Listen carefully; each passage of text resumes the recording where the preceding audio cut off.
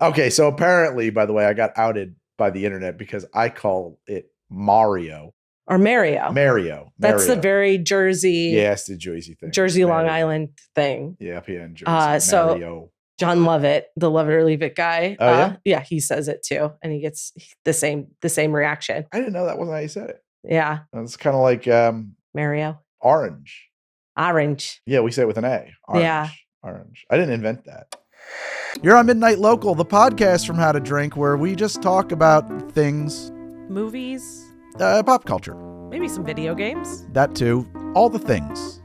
The stuff and things. All of the stuff and the things on Midnight Local. Let's get to it.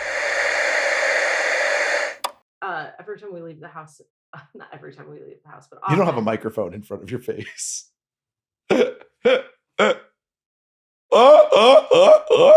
This is Midnight Local. We are professionals. That's not how I laugh. That was a performative laugh for the benefit of the audience. I used to be kind of like an intake laugher when I was a kid. I had a real kind of laugh as a youngster. How'd that go? I got picked on a lot. It's difficult. Like, I know I've heard people say, like, there's a perception out there, I think, that I have a coolness about me. That was not the case growing up. I think most cool adults were not cool as kids. Maybe. There's a lot of you know that's what? true. I think that if you were cool as a kid, you can't be cool as an adult. You can only be an asshole. You're either an asshole or you're still cool like you were when you were 17. That wears off. Like your cool doesn't evolve. I really came into my coolness. Yeah, I think that's a longer lasting. Yeah. Am I cool? Yeah, I mean, I'm kind of cool, right? Yeah, a lot of people watch a show that you do, but maybe they're hate watching. I don't think so. Okay. Well, you're good. You're a good speaker. You got quickness. It's cool, Greg. I had to be quick to get any words in between the fists, As a kid. Yeah. Got it. Yeah, I was picked on a lot. It was a rough time. Builds character. Yeah, character. I got mountains of character. Pyramids of it. Ziggurats of character. Heaps of character. So much character. Today we're going to talk about Mario. Okay, so apparently, by the way, I got outed by the internet because I call it Mario. Or Mario. Mario. That's the very Jersey. Yeah, it's the Jersey thing. Jersey Long Island thing. Yeah, up here in Jersey. Mario. John Lovett, the Love It or Leave It guy. Oh, yeah? Yeah, he says it too, and he gets the same reaction. I didn't know that wasn't how you said it. Yeah. It's kind of like Mario. Orange. Orange. Yeah, we say it with an A. Orange. Yeah.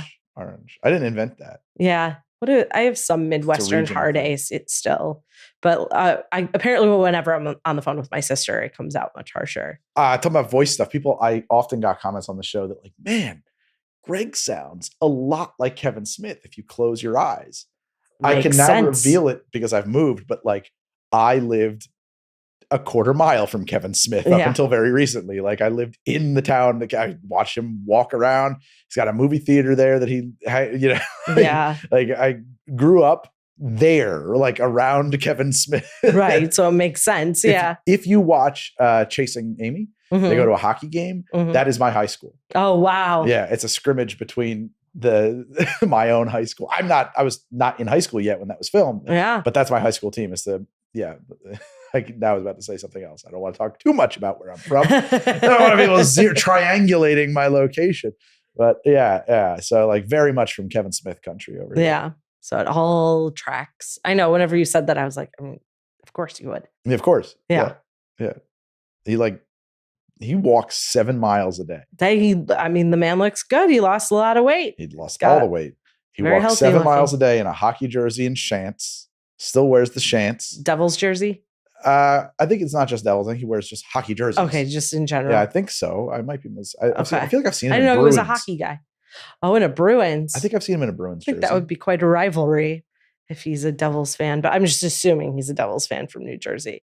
I don't know. Maybe not. Yeah, I don't know. I don't know. I don't think I've ever seen him in like maybe I'm wrong. But I feel like he's black and yellow. That would be Bruins. Yeah, I don't think I've ever seen him in like a red and white.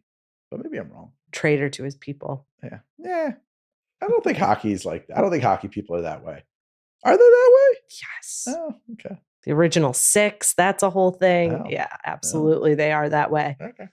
Yeah. You guys take it too serious. I mean, I'm a Chicago sports fan, so we're almost as obnoxious as Boston or Philly sports fans, but not quite because our teams are never as good. Yeah, that's true. Yeah. Yeah, Boston. Except for the 90s Bulls. You had those Bulls. You had those 90s Bulls. That was a special thing for sure. I wasn't even, I mean, I was not even into basketball. Did you you remember what was it, the All-Stars, that cartoon? They were crime fighters. It was Wayne Gretzky, Michael Jordan, and Bo Jackson. They were a trio Saturday morning cartoon. They fought crime together. Oh yeah. Aren't they called? No, they're the Toon Squad. It's like, aren't they called isn't there a nod to that in the Not that I'm aware. Space Jam? Yeah, I don't know. But like the All-Stars jerseys? Maybe. Yeah. I feel like I have a visual of the jersey, but yeah. They were the Monstars. The Monstars. Yeah, there you go. Yeah. Was it All-Stars? I forget whatever it was called, but yeah.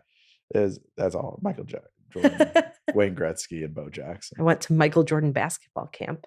Was he there? Oh, yeah. Oh, wow. It was in my hometown. He did it for 3 weeks every year. Wow. 2 weeks for just boys, and the week that we got to join as well.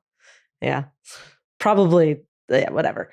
It was probably a capacity thing. They could fill 2 weeks with all boys, and then they had a boys. Yeah, he came every single morning and spent 2 hours doing like lessons. Okay. Is where if you've ever heard the story of Michael Jordan, like fuck them kids, playing like around the world or something with a kid, and if they beat him, he bought the whole camp like Air Jordans, then buy them, gave the whole camp. Nobody ever beat him though. No, it did happen once. Oh really? Yeah, not when I was there. It happened once.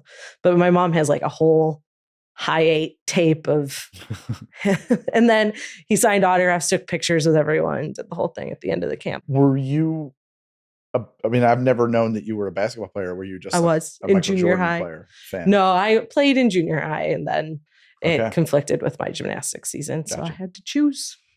I did, yeah. I went to hockey camp one summer. Mm-hmm. It was perhaps the apex of my bullying. It was hell. Well, you got hazed and all that stuff. It was a co-ed camp. Yeah. It was the girls. The girls were as bad as the guys. In hockey, to me, I was a targeted individual. It was not a good time. Yeah. I still have scars. I have a scar on my hand from where there was like a pile on in the locker room, and some dude just stood on my hand. You've told that story. That sounds awful. Yeah, it was not good. No, but you're thinking about the high school team. The hazing on the high school team. And that wasn't just me. It was really, really bad. And I just decided I'm not going to go this week. And that was the week that they busted some dude's face. They his own player. They shattered his fucking cheekbone they taped him to a bench, flipped it over, and all took turns jumping on the back of it. Yeah. And so I was glad I wasn't there because that would have been me. See, we didn't do that. There was rivalry because we worked out in the same gym, the gymnasts, as the wrestlers. Yeah. So our big thing was like we would take their like signs and stuff, things they needed, and we would get them really high up. We would like climb ropes and stuff and put them high up so they couldn't get them down. Yeah, we never hurt anyone. Yeah, they just smelled. But that's different. That's like sports rivalry. This was the seniors on the hockey team had to haze you in like it was a gang. I did come in for the guys team because I managed the guys team one year, and there was a guy hanging from the strap bar who had been pantsed. That was the worst hazing I ever saw.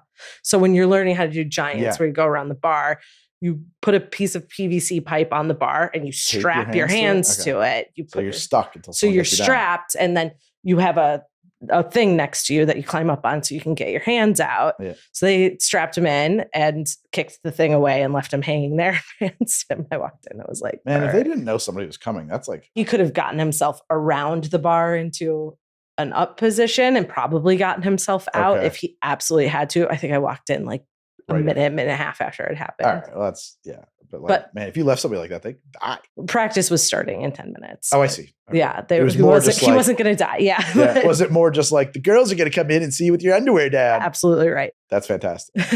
In his underwear or junk out? Oh no, junk out. Totally pants. Man. Now you get like expelled from school for doing something like that. I feel like absolutely that's sexual assault. Yep. To me and to him. Both of you. Mm-hmm. That's right. So while we were in high school having all these experiences, there was a popular game that was well, yeah, I mean, so in the minds of our generation. The Super Mario Bros. Came out on NES in 88 or 89. Yeah. And when I was at that's how I got an NES. We went to my mom's friend's house and she had an NES. She was like, here, play with this leave the parents alone. We got cigarettes to smoke. And I was like, we must have this. We must have this machine. I like played Super Mario for like, an hour and a half. I was like, I will fucking die if we don't get one of these things. The big box where you stick in. Oh, yeah. Nintendo Entertainment System. Yeah. Yep. Does nothing. The blowing in it does No, nothing. yeah, It's sure. Old wives' tale. The other thing too is you don't actually have to go down. You could just put it in. Oh, really? Yeah, that was like a what do they call that? A skeuomorphic design, because they thought that like people would understand it like if it worked like a VCR.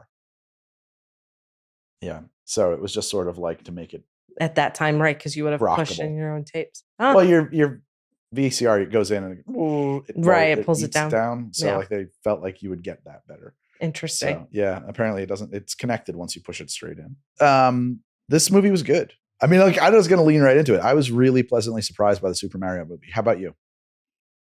I was a little bored by it. Oh no! Yeah, I didn't want to like it, but I did. Yeah, I was hoping for something more Lego Movie, more okay. Like that's interesting with like a bigger story to it. I felt like this was a series of Mario game moments. Yeah, that was what that was. Yes. With some loose story in between. Yes. I thought it was visually stunning. It was really fun to watch. I was like cleaning a room while I was watching it. And let's just give me a second. Whenever you paid such good attention. Well, no, but like whenever I took my eyes off the screen, like the action lost me completely. Like I had to be staring at all of the moments that were happening. It's a visual medium. You have to watch it. This is like talking to my goddamn wife, man. Look, we both moved. I still have a lot that I have to finish. Fine, fair enough. But usually a movie can hold my attention while I'm working on other stuff. And this one, I had to be looking at the backgrounds. I had to be into the nostalgia of like, there's that. I saw it in the theater, and kind of like Imre, I said that I liked the D&D movie a lot more when I watched it with my kid. I saw this in the theater with my kid. So I never had the experience of seeing it sans child. And I was really pleasantly surprised. I didn't even want to like this movie. I thought it was going to be dog shit. I was thrilled. I really liked, and yes, it just got me on the nostalgia. Opening up on the Super Mario rap. Come on. Did you watch the Super Mario show? No. But I know. God. Yeah, I know what it. Oh man, that's like friggin'. That's like foundational core part of my childhood. It's like that and Pee Wee Herman's Playhouse. That is what they're banking on the success of this movie being something that parents want to bring the kids to because it's something you're nostalgia for. Absolutely. Yeah. Yeah, I thought that was fantastic. Honestly, it's funny. When they said we're casting Chris Pratt for this character, I thought, but why? Yeah. Like, what does he bring? Everyone like, did, yeah. You just need someone who can do the "It's a me Mario" voice, But like, that would have been awful. Yeah. To do that throughout the whole movie. That's true. It would have been a poor choice. They did a nod to it in the beginning. And then like what's like the first line he says is, "You think the voice was too much?" Like it was like a good balance, and the voice he they put it on the voice for the commercial, and then they can back off of it for the rest of the movie. I liked that too. Yeah. I think that it made for a better character to not have that voice throughout the entire movie. Yeah. Unbearable. I mean, I think to the voice acting, like Bowser's the most. Jack Black was Bowser was the most successful character because he just brings so much to voice acting. He's good at it. He's talented at it. When he's singing at the piano, like great moment for Jack Black. Like fantastic. Yeah, perfect. Perfect way to use him. Yeah, exactly. Peak Jack. Yes. His mom was a rocket scientist. That's amazing. Yeah, I know. I agree. It's a fucking amazing. He's great. I like him a lot. I lacked some of that emotion and fun from the other characters because they're not voice actors. Like we talk about. That's interesting. Ursula from the original Little Mermaid and what she's able to bring to that role. Pat Carroll, I think was her name. Yeah. I just didn't get that because they're putting famous people in voice actor roles. Yeah. Yeah. I wish I'm really good at cartoon voices translated to more for people anymore than I get to translate anime. Yeah. Because that's basically where you're great voice actor. We went to college with a really good voice actor. AJ Lacascio. Oh, he's fantastic. He got to be I think his first, I could be mistaken, but I remember when he got the gig we were all like, way to go, man. It was like crazy. He got to be like the voice of Marty McFly. Oh, you've talked about this before. Yeah. I didn't know he went to SVA. I thought he was just a friend of yours. No, he went to SVA with us. And he would go around as Jack Black. Oh, and he could do Jack Black? He would make so much money doing it. It was fantastic. And I brought up the fact that, like, dude, you ever think about doing this for the parks or something? He's like, yeah, but, you know, they won't let me, like, do it on the weekends. And, like, what they pay versus what I make going to birthday parties and stuff. It's like, why would I do that? Yeah. Like, oh, okay. Yeah, he was like, I mean, like, phenomenal. Like, you'd think you were talking to Johnny Depp. Anyway, so I guess from what I found out is he had heard that they were looking for somebody to do the Marty McFly voice. He got the guy's number. He left him a voicemail as Marty McFly, and he got the job. Oh, smart. Supposedly, yeah. For the Take-Two games, they were doing like a series of games or something like that. I remember, yeah, it was for games. But I think that like doing voice, like copying a voice is something he's like really in his wheelhouse. I know he did. There was a reboot of Voltron, and he was the villain on that. He's on Curse of the Mogwai, Tale of the Mogwai, some Gremlins show, and then. I don't know what it's for, but I saw some footage of him in a booth doing Indiana Jones. Oh, wow. And I mean, if you close your eyes, you're totally listening to Harrison Ford. Yeah. It's unreal. And what's funny about that is like, we're way off topic, but like when I think about like, I know exactly that's Harrison Ford. But if I had to break down his voice and be like, but what makes Harrison Ford sound like Harrison Ford? I can never put my Have you ever heard Mark Hamill do Harrison Ford? Is it like pitch perfect? Yeah, it's spot on. He's a real voice actor. He is, yeah. Well, because he plays Joker. And, but he does other stuff, all kinds of other stuff, and he does it not as Mark Hamill. Yeah, I didn't know that until very recently. But there's an example, right? Like, there's names out there that can do this. I don't know. With the IP being so strong, I don't think you need Chris Pratt, and I think that someone could have brought more to Mario. I think you're always going to get, if you have that kind of budget, you're always going to get the most bankable talent you can get. Sure. If it wasn't him, it would have been Tom Cruise. Yeah. Maybe. I don't know. How would he do his own stunts? Who, Tom Cruise? How would he do that for an animated film? How would he do his own stunts? He's like, I don't do animation. Thank you. That would be the negotiation. Okay, but I got to do my own stunts. Yeah. And it was just like, what the fuck is he talking about? What does that mean? He's like, you put those dots on me, right? And then exactly. Like, animate the character around me.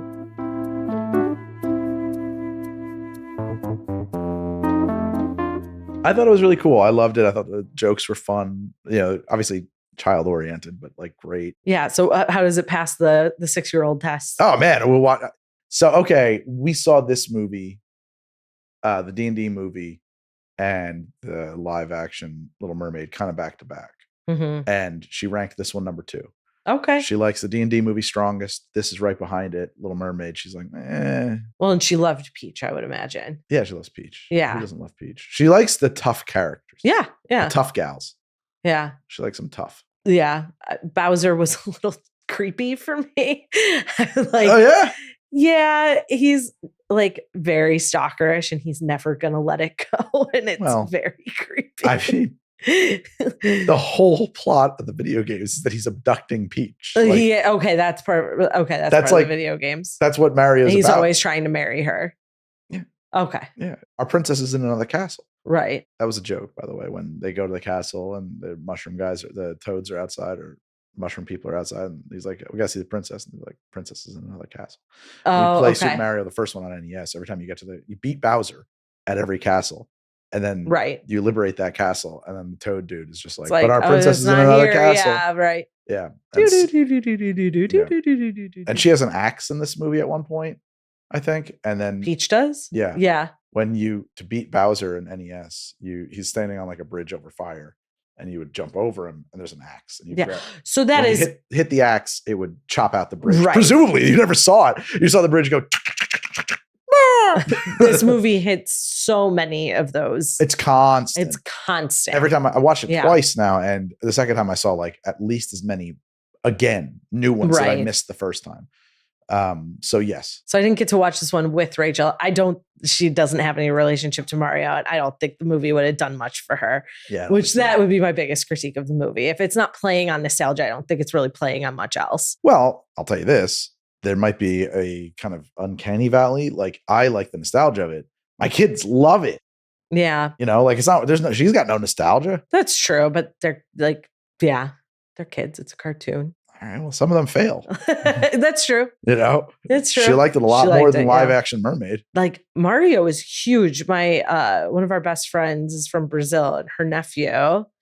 I mean, again, no relationship to the game. He's too young for that type of stuff, but he's obsessed with Mario. Oh wow! When they came to visit, we went to Coney Island, and there was an arcade game, and he had to play it because there was a Mario, and we had to win it. Like he's just obsessed. He had a birthday party that was Mario. So their international marketing is doing good. Mario. I mean, they have theme parks now. Yep, that's right. My friend is going. Is it part of Universal? Yeah, my friend's going to Universal to take his kids there soon. There's like a Mario Kart. I was never in a Mario Kart. Yeah, you've said that. I didn't like that game. I loved it. Nah. That's probably what I've played the most. It was a frustrating game. The NES Marios, Mario 3 in particular. Yeah, it's a good one. So good. Super Mario World is good. Mm-hmm. They're good games. I like them. I didn't like the Nintendo 64 Mario World. I couldn't operate. I could never get the hang of moving Mario around. Probably the last Mario I played. Yeah. Mario. And then they had the Super Smash Bros. Not in there. Bros. I haven't played in years, but won the first one. Yeah. Yeah, I guess so. In the when he fights Donkey Kong. Yeah. Oh, I loved the little star, the little depressed star creature. So I had to look that up. I had to look up what that is. Yeah. That is from Super Mario Galaxy, but they were like, but the personality was not like that in the game at all. Like they just invented that for the movie. Okay. Does it talk at all in the game? I don't remember. I never played that game. I just looked it up briefly. Yeah. I was like, okay, that's what that's from. And then I read like a blurb about it. And I was like, got it. You know, that was it. Yeah. There's the other thing that was, unless I missed it, let me know if I missed it, that was notably not in the movie, was the ghosts. When you have to turn around. I think you might be right. I don't think I saw He also never got flower power, which bothered me. I was really excited to see she got it, but not him. Spit the fire, but he never got it. You got cat power. Tanuki power. Raccoon. That's the Tanuki. Oh, Tanuki. Yeah. Because it's not, he like turns into stone and stuff in the game. And it's like, as a kid, we were like, why did a raccoon turn into stone? It's like, because in Japanese folklore, there's a Tanuki. They're these special magic raccoons with gigantic testicles.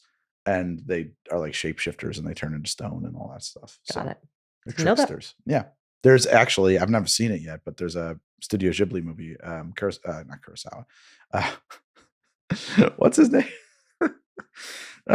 Spirited Away director. Oh, it starts with an M, right? Mitsuki? It's not. I'm off of it now, and I'm not going to get it. But anyway, he did a Miyazaki. Thank you.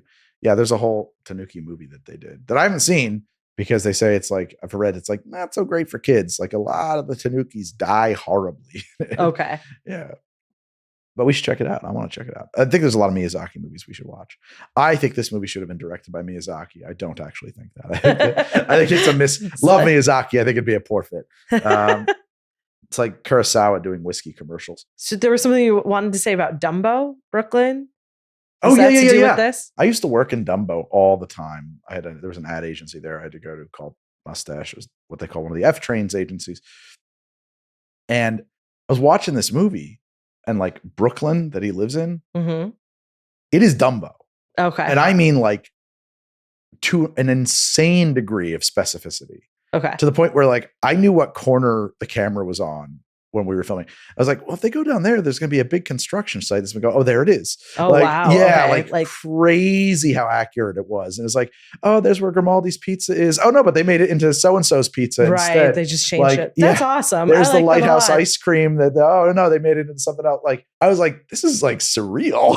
This is bizarre. I think they took a couple of liberties, but for the most part, I was like, they just took Dumbo, which is a part of Brooklyn, for those of you who don't know. Dumbo is a neighborhood in Brooklyn. It stands for, I've been told, down under Manhattan and Brooklyn bridges. That's right. Yeah. Yeah. That's true. Or no, down under Manhattan Bridge overpass. Right. Which makes a lot of sense. When real estate starts to go up, it gets a fancy acronym. Yeah. Dumbo. Like Soho, I used to NoHo. live, I want to know what the Soho is in London. Because they have a Soho. Probably is.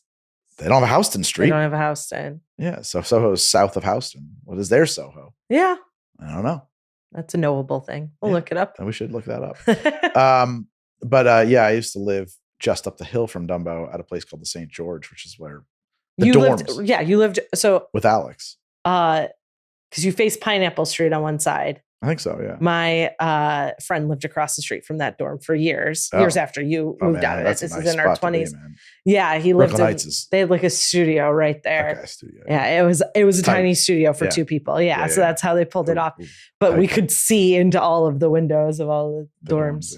I love, oh my God, I wish I could have stayed in that neighborhood. Yeah. Nights, my favorite place. Oh, beautiful. Especially nice walks to the promenade. We were there for Hurricane Sandy. Oh shit. And I remember walking to the promenade at like 1 a.m. and like half the city was dark. And we were like, this is not great. No, it's not great.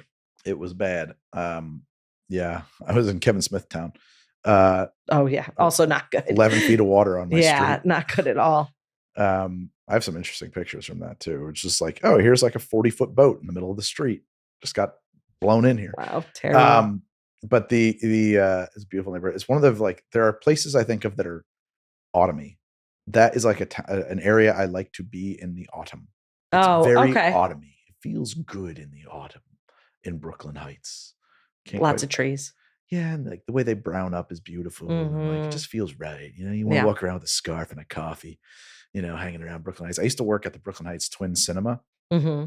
Oh yeah, right down the street there. It's gone now, sadly. Yeah, well, but how many theaters were in that place? 2, 3? It was Twin Cinema. Yeah, so 2 screens. All right, yeah. So it was like a little art house theater. It was the coolest job I've ever had in my life. I went in there to see like a movie one day alone because I lived up the block and it was cheap. And I was just like, man, I really like this theater. And I asked the kid who was working there, you guys know if they're hiring or anything? And he looks at me and he goes, well, I'm about to quit. Right. So he walks into the office and says, I'm leaving. Can this guy have my job? And that's how I got the job. I was like, wow. Well, talk about timing. Good timing. No joke. There were 2 of us. Mm-hmm. Me and Amy. Amy was the owner. Sometimes there was a third person, a projectionist, but usually it was just the 2 of us. She would thread up the reels. I would stand at the ticket counter. We had no cash register. We had a drawer. You had to do the change in your head. Yeah, just open it up and close it. Sell the tickets. Okay, there'd be a little line. When the line was gone, okay, everybody bought tickets. Cool. Let me close this. I would walk around, go over to the candy counter, say, candy counter's open. And then I would make cappuccinos and sell candy and popcorns. Real old school theater. Yeah, it was just like 2 people. Yeah. So wild. Yeah. Man, it was the coolest job I ever had, I think. I still think that. Yeah.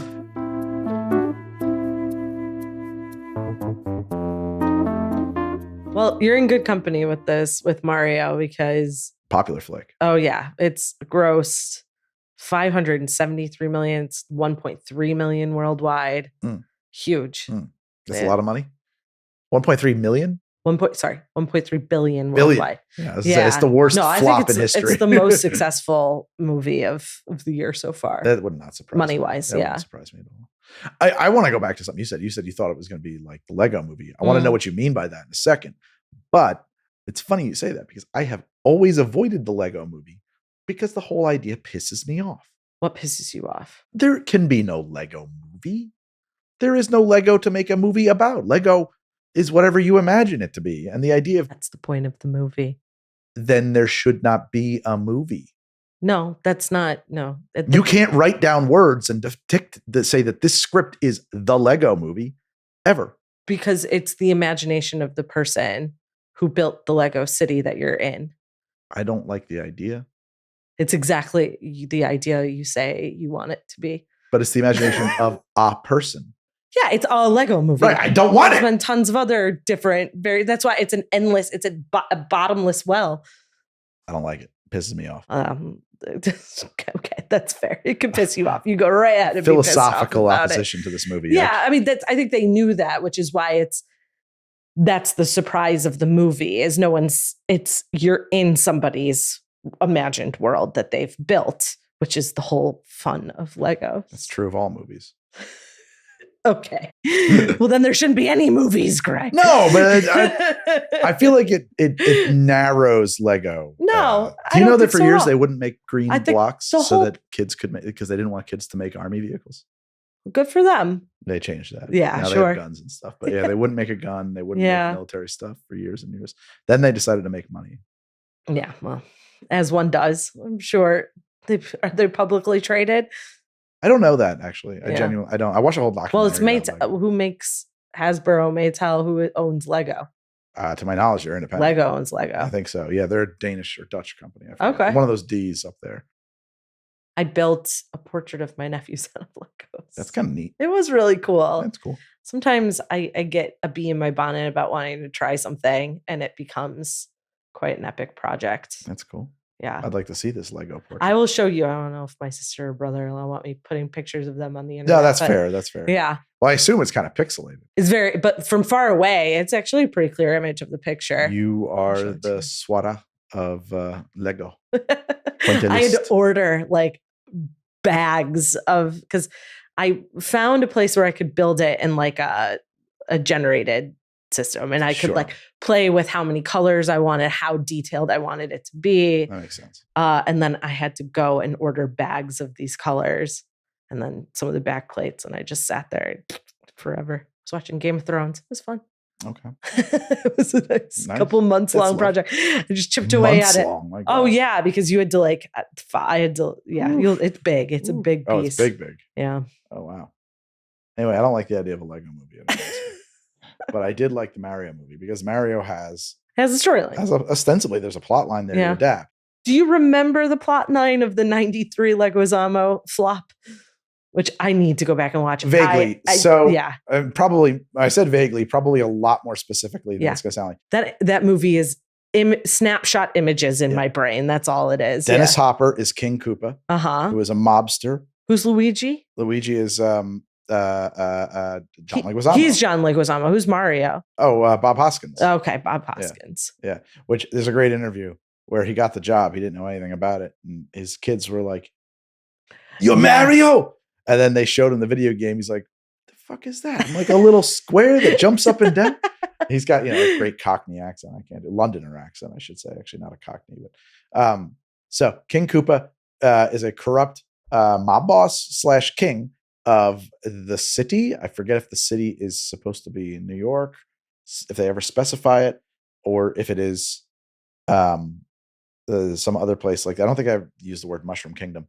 And in this setting, people have evolved from dinosaurs, or at least some people have evolved from dinosaurs. So they don't get like sucked into another world. Oh, no, that is it. This is the world. Yes. Okay. And, well, think about it this way though, right? Like, they're reacting to 1989's 8-bit flat graphics. Right. So there's a huge amount of canvas to interpret here. Right. And you could even make the argument that like that's a visual representation of the reality of this setting. I kind of like that as a kid. Because there was so much blank canvas in these like lower bit games, and the stories were like minimal. There wasn't really a lot of dialogue. There were no voice actors.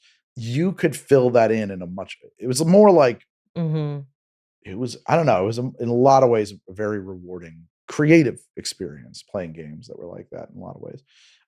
It's hard to put my finger on the right words for this, but anyway, and he has a machine to de-evolve people, and he de-evolves them into something that he calls Goombas, which are just sort of like these half person, half dinosaur. Is that the tiny heads in there? Tiny head thing, yeah. Yeah. And I don't remember the plot other than that. I just remember that he could do that, and that they were plumbers, and that they had to save the city. So this movie takes a little from that. I don't remember the dinosaur stuff. No, not the dinosaur stuff. Wait, which part does it take? Well, because they're saving Brooklyn in the beginning, right? Because there's some sort of, that's how they end up. The flooding, yeah. In the pipes. Yeah. But they're literally going to another world. Yeah. So, but I don't know. I just thought that was similar. They have to save something. Well, no, they're it's a lot of movies have that in common. Well, it starts with them like going on a plumbing call. This movie doesn't. It doesn't. Okay. Not that I recall. No, they know that they live under the iron grip, like the crushing thumb of King Koopa and his corrupt hellscape. It's one of those movies that I want to rewatch for nostalgic purposes, but every time I go to do it, I'm like, I don't want to do this right now. I don't think it's nostalgic. It's just to be painful. Yeah, but like check out the Super Mario Super Show for some nostalgia. Super Mario. Oh, yeah. The cartoon. Well, no, not nostalgia. Not that kind of nostalgia. Nostalgia of like, I would come across this on TV and be like, what is this movie? And watch it. Yeah. Yeah. I think that this movie leaves a lot of interesting unanswered questions. Obviously, they're planning a sequel. Well, I would imagine they would like to franchise the hell out of this. So yeah. Where does Peach come from? Right. Why are those pipes in, what is that facility in the basement of Brooklyn? Who built it? Well, and now that they've opened up the portals between the two worlds, is that permanent or do they shove it back underground? They were always permanently open. Anybody could have gone into that pipe and gotten sucked on over to the Mushroom Kingdom. Sure. Just nobody did. But now it's like public. Yeah, they're like there. Maybe. I don't know. Yeah. Were they? Yeah, because Bowser comes out at the end. And he's all over there. Yeah. Well, they send them all back. Well, that's right. The movie ends. They live in the Mushroom Kingdom now. Right. And they jump into a pipe. To go do something. To go to work, to go back to Brooklyn. Like maybe they live there and they go back and forth between the two worlds. Maybe they were going to Brooklyn. I don't know. I just assume they were going on an adventure. Yeah. Going to work. Doing what they do. Yeah. Who was Luigi? It was Charlie Day, right? Charlie Day. He was good. Yep. Mm-hmm. Great Luigi. Luigi was good. I thought that Jack Black was great. Fred Armisen was great. Seth Rogen didn't do anything for that character. Oh, no way. I thought he was perfect. Oh, I don't think you could pick somebody better. He was Seth Rogen. I don't know. I thought it was good. I feel like there's so much that could be done with these characters by voice actors. Who would you cast? I wouldn't cast a famous person. I would cast a voice actor. Okay, fine. Yeah, like I just felt like so H. John Benjamin as I guess in my mind I'm comparing it to Pat Carroll and Ursula and how much she does for that character. Fair. And these were just like, oh, that's Seth Rogen's voice is Donkey Kong. And yeah, that's a good match, but like it's not that interesting. It's fine. That's fair. That's fair. It's interesting too, is that like I would say Fred Armisen's unrecognizable in that character because he's doing the voice job. I wasn't surprised to see him when I looked it up because I didn't believe in his capabilities to do that. You ever see his bit when he does like the accents? No. It's like a live thing. It's crazy. You should check out a YouTube video where like name an accent. Oh, really? I've seen other comedians do this, but not him. Not just like that. Like name an accent from New York City. Right. It's like there's famously like 300 different accents. Like South Bronx. Yeah. And there's people there. I was heard it on WNYC on NPR where they had an expert on that and they were just like, let people call in and he could identify like what fucking block you grew up on. It was crazy. A regular Henry Higgins. Yeah, exactly. That's right. Yeah. I had to say it like Quirky St. Clair. I did drop my R's. But like, he was doing like Upper West Side above 90th Street. Like it's kind of insane the different accents he could do. So, I mean, he's got a lot of voice work in there. Yeah. A lot of voice. Oh yeah. I thought he was great. Peach, I don't know who she is. Is she famous or is Anya she just a voice Taylor-Joy? I think she's famous, but not for us. Not for our generation. She's not famous for you and me. Okay. Maybe our generation, but not our I don't know. I don't know who she is. Did you? I thought that I've seen it twice now, and both times I remarked on that is a very strategically placed upturn on her motorcycle seat. I didn't notice it. Without it, it would all be ass. And it's like, it's very clearly an afterthought in the design. Like they modeled the motorcycle and someone was over their shoulder like, maybe it should go like this. Yes, maybe we should just not mess with this. Yeah. Just like keep her butt out, which is fine. I appreciate it. I just, like every time I look at it, like that is a 11th hour fix in the design. I can just see it, like somebody raised an alarm bell on that one. Yeah. I thought the star sequence, man, that really gets me emotional. Where he gets to start at the end? Whenever the superhero attains their superherodom and like does the thing, yeah, I cry. Oh yeah? What's another example of that? Oh man, Iron Man. We were talking about it before. Yeah. Yeah, when he shows up and like just like, all right, I'm gonna go get rid of those bad guy tanks now. And he just like fucking watching the news and like gets into his suit and just like, I'm gonna go take care of that. Yeah. Like I was like, oh, that's awesome. Yeah. It's Well, because they're unstoppable at that point. It's just all victory from there on out. Yeah, like it plucks at some terrible fucking brainwashing that was instilled in me as a young man growing up in the 80s and 90s about, hero worship or something. Achieve ultimum power. Yeah, but like all that's still in there. Like, I still got that thirst for heroes. It releases some endorphins. Yeah, it does. Yeah, go. Yeah. But also, like, if you use the right music at the right moment, like, and the right kind of camera movement in a movie, it'll bring me to tears. They did a great job with the score of this movie. Fantastic. It was hitting those beats. I didn't every look. time it was needed it to. The guy who did the original score? He definitely gets a credit because like it's his thing. But like the Sex and the City movie, I don't even like Sex and the City. But like that, there's a beat in it. There's a stupid beat in it when he finds out the wedding's off and they see the cell phone dropping in slow motion and there's this stab in the music. Yeah. And it just like, God damn it. And like water comes out of my eyes. I'm not even that invested in it. I'm not even that invested in it. If you listen to the entirety of Beethoven's Ninth Symphony, when you get to the Ode to Joy, I guarantee that your emotions will cease to be yours. You will cry. Yeah. Your body gets overridden. There is something in that. Oh, I know that feeling very well. I have no emotional reaction to this at all. It's just like, why are you doing this to my face? Yeah. Like, it's really weird, man. You're describing what it's like to, I noticed a lot more of that. I mean, honestly, that's what it feels like to have higher estrogen while I've been on the pregnancy hormones. God, I went through IVF. Bitch boy. Is that what no, I'm not saying that, but I'm a soy boy. What I found was like tears would just come to my face and I wasn't feeling emotions. No, just like your face is on fire. Crying suddenly. And that happened a lot more frequently once. I don't know if it was the estrogen or progesterone, but one of those two. Those things. I can't.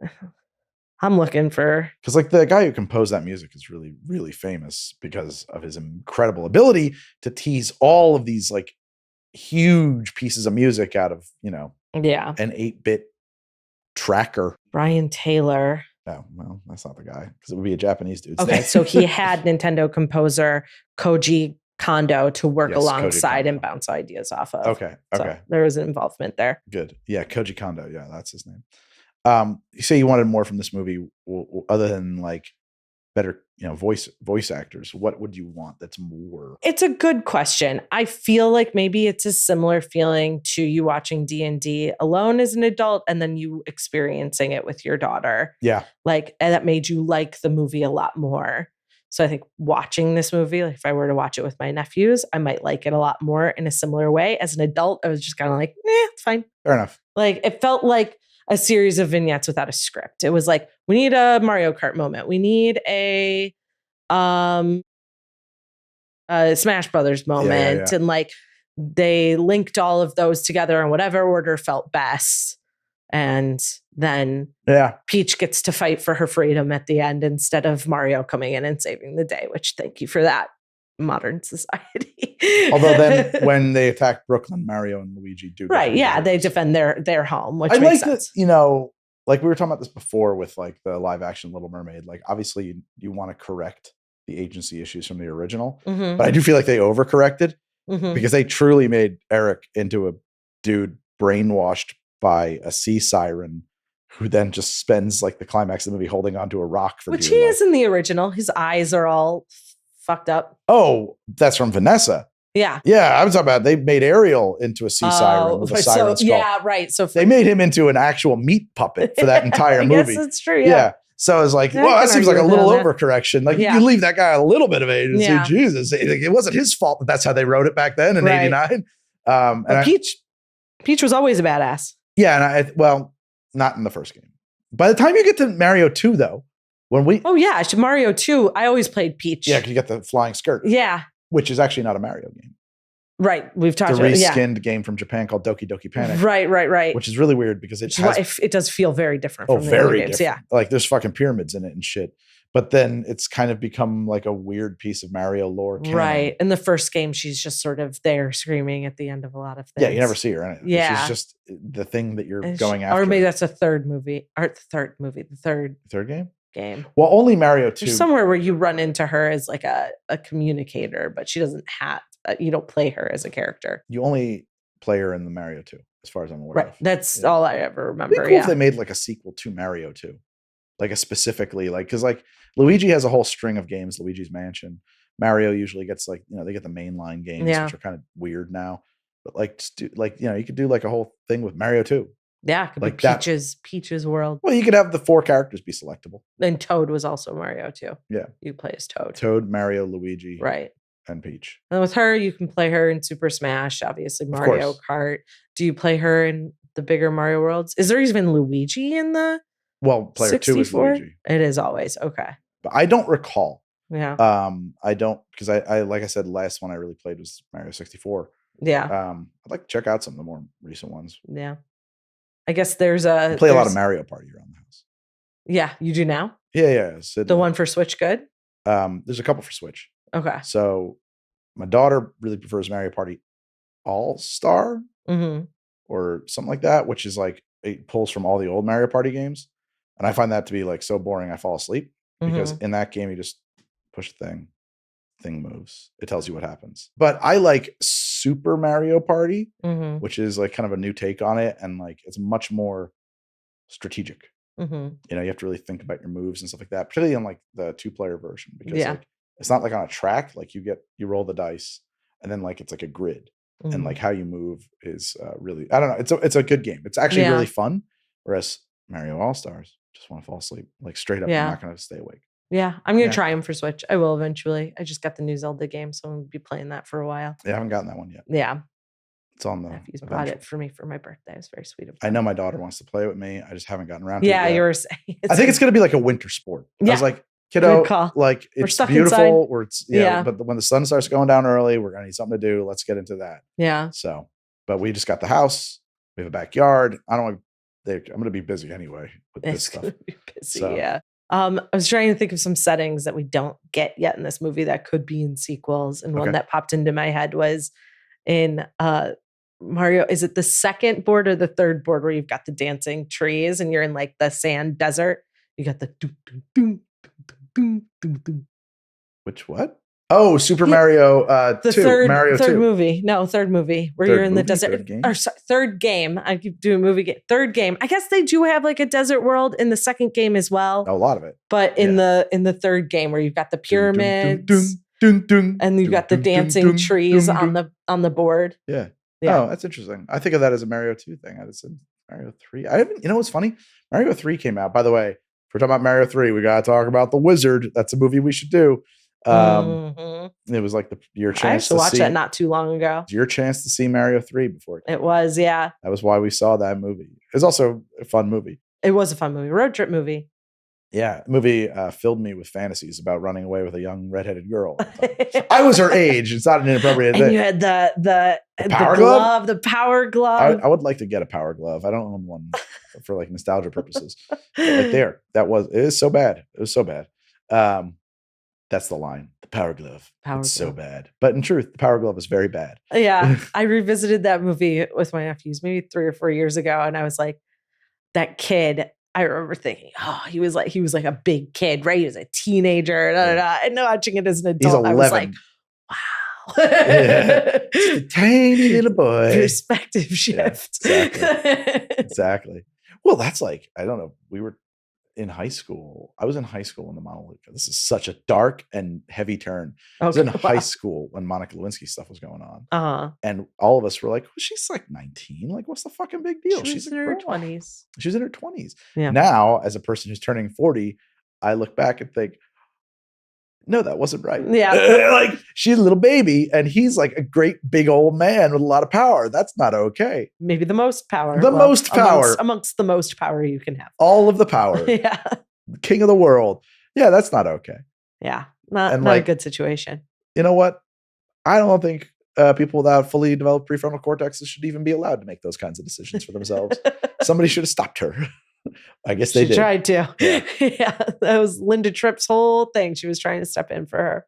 Yeah, but then did she? They did a good and like rat her out or something. Oh yeah, I mean, she did it in the worst way possible, but her intentions. There was a season of Slow Burn about that on the podcast. It was good. Yeah, and they interview her for a long time, but I think she recently pass away. I think so. But they interviewed her for a long time, and I mean, It's interesting to hear it from her years and years later, knowing that she's one of the a hated historical figure at this point. And I got the vibe from her tone, and just my read on it. It's just like, this is a person who just wants to be involved. Oh, certainly. Just like to be involved with what's happening. I just wanted to insert myself into the plot line a little bit there. Because like there was like a whole thing. I remember there was one point like, but why did you think that would do that? And she was like, I don't know. I don't really know what I was thinking. I was like, I don't think you do either. Yeah. I think the narrative, maybe there was a twinge of this, and it's definitely become her narrative of her motive over time. Yeah, exactly. Is someone needed to stand up for this young girl, or someone needed to talk her out of it. We've done it. We've gone from Mario. We've gone from Mario to Malinsky. From Mario to Monica today on how to podcast. We should have called it that. Midnight Local. I don't have a whole lot more to talk about. What other video games would you like to see made into? I've talked about Zelda before. Okay, Zelda. Yeah. Yeah. All right. I have a plot for Zelda. How do you do it? How do I do it? No, you tell me. You've got it. Go. Well, the only Zelda game I really think matters is Link to the Past. So I do it as a two-parter. Okay. Not a trequel, a two-part, where it ends with Zelda dying, Aghanim winning, and then the second movie, he's got to go to the Dark World and bring her back. Okay. Yeah, that's what I would do. Cool. You ever play Master Blaster? No. Master Blaster is a NES game where you have a car that's got a cannon on it.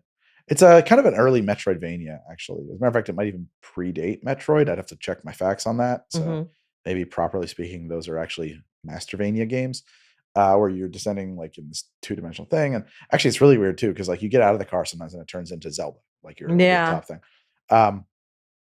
I had not played it as a child, but my school library my elementary school bought like a box of books that were the NES novelizations. So novelizations of Castlevania, novelization of like, and these are games like Master Blaster, like games that don't have a fucking plot. And so that stupid novelization of Master Blaster just stuck with me. Okay. And I've always thought, fucking good cool movie. He's got a frog that gets mutated by going into a magical world and it turns into a tank. Awesome. Yeah. And he rides around in his tank frog. Well, what other game movies, like NES game movies, are there? Are there any? I know. I mean, there's things that started out as games and became a movie. I know there's tons of PlayStation and those types Mortal of Kombat? Oh, yes. That's not NES. But that's Sega. What? Was it Sega? No, it's an arcade game that got ported to all of the consoles. Right. Was Street Fighter ever a movie? Street Fighter was a movie, famous movie. Yeah. Yeah. Same thing though. Those are made. Street Fighter was made by. I don't know who. Capcom. I think it's Street Fighter. Mega Man has not been made into a movie. Sure. Speaking of Capcom, there has not been a Castlevania movie, but there was a Castlevania TV show that a lot of people like. I'm thinking about like original Nintendo. Yeah. Kirby. Yeah. Kirby. Why do you think Zelda hasn't been made into a movie? I think it's the issue of defining a canon for it. Because Zelda is even more than Mario, an anthology game. Like you never play the same. Well, actually you do, but very infrequently do you ever play the same Link twice. So, like Link to the Past, Link is not the same. That's the best one. That's the Super Nintendo one. Link to the Past, Link is not the same Link from The Legend of Zelda, but is the same Link from Link's Awakening. And I think one other game, and maybe even one other. And they even said like, but that was it. Like, we're never going to do that again, where there's like the same Link multiple times. The Wind Waker, not the same Link as, whatever, the one with the boat. Like, they're all different characters who follow the Link archetype somehow. So it's like, I think it's a really hard time making that movie because you collapse all of that into a single, this is the story. They might be able to with what the Switch games are doing, because you're definitely playing the same Link. Yeah, and they did that twice. Yeah, but they probably won't again. Oh, okay. Yeah, like they probably won't again, unless they've changed their mind on all of that. But like, there's a huge chronicle of all that stuff. And in fact, actually, the Link, Twilight Princess is a different one as well. I'm sorry. Breath of the Wild, when they like talk about ancient Link and stuff like that. Right. And if you look at all the artwork, it's all like those little blocky things. Right. Like, I'm pretty sure that's supposed to be like NES Link. Which is a different Link, of course. Yeah.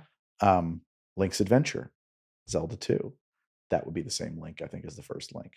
But yeah, so I think that's part of the issue there, is collapsing that continuity into a single movie. But I also think it's one of those things. But you just make Breath of the Wild the movie. You could do that. Right. Exactly. I also think that the issue there too is that, like, well, but that wouldn't perform nearly as well as The Legend of Zelda.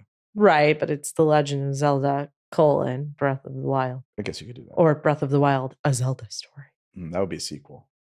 Anyway, I think that the other problem too is that, like, I think that now they may. I bet they're looking at it now. I'm sure someone. But I think that a big part of that problem is that, like, but you get one shot at doing this. I agree. If you and fuck it's a this tough up, one. Yeah. You're going to tarnish the entire brand forever. I think it's real. It's a hard one. It's not one I would want to take. I think the 1990 Mario movie really put a bad taste in their mouth. Yeah. Like, it really made them super gun shy about doing that. Oh, yeah. Speaking of Zelda, I got my shield here. I forgot. Yeah, that's right. We've got it right. I forgot about that. I'm pointing at it. Desperately needed some production design. Found that in the garage, and up she went.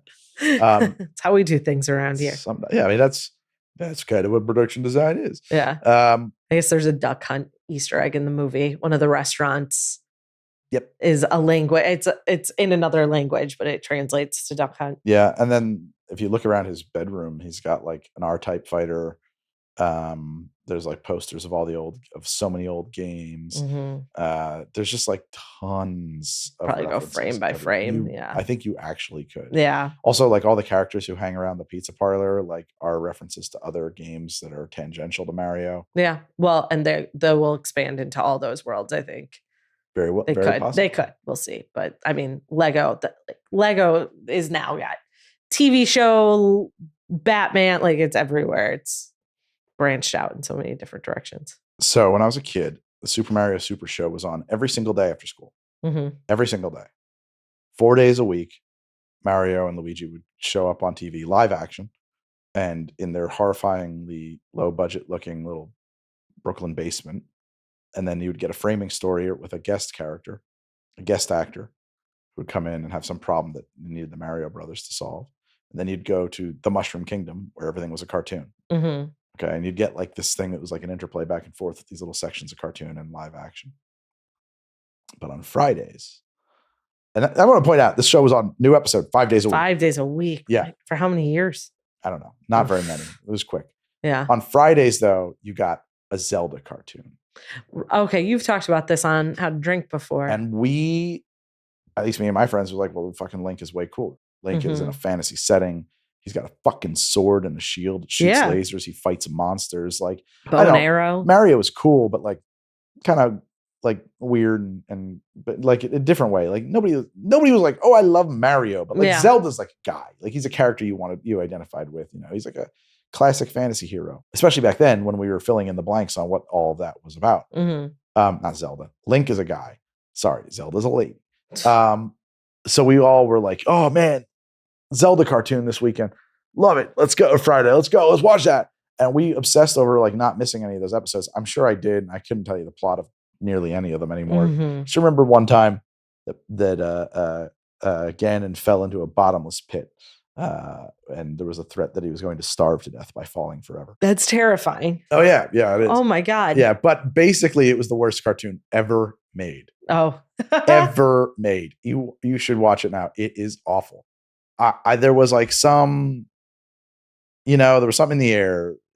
They tried to make Link into Bart Simpson to some degree. I know.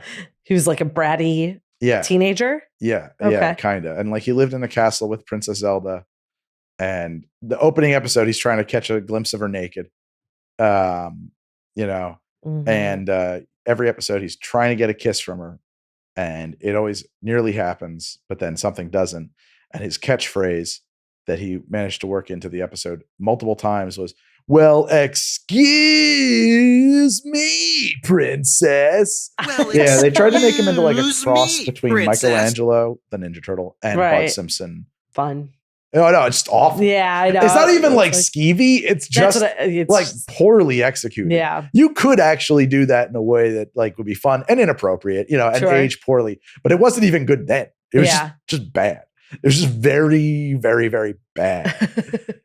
bad. Yeah. But we thought it was great. Yeah, you thought it was great. It hit its target audience for as long as it needed to. You watch the Mario cartoons and you're like, okay, that holds up. That's like a Right, 1989 sure, okay. Mario cartoon, right? You watch the Zelda cartoon, you're like, what the fuck is this?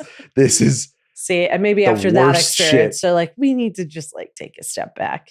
It was really bad. I mean, it was a smaller company back then. Yeah. You know, Nintendo's been around since the 1800s. I did know that. Made What was playing their cards. first? Playing cards, yeah. Yeah, and probably other things too. But that was and I don't know if you Pachinko remember parties. at IF, like I had to send out, I think it was a weekly recap. Maybe it was daily.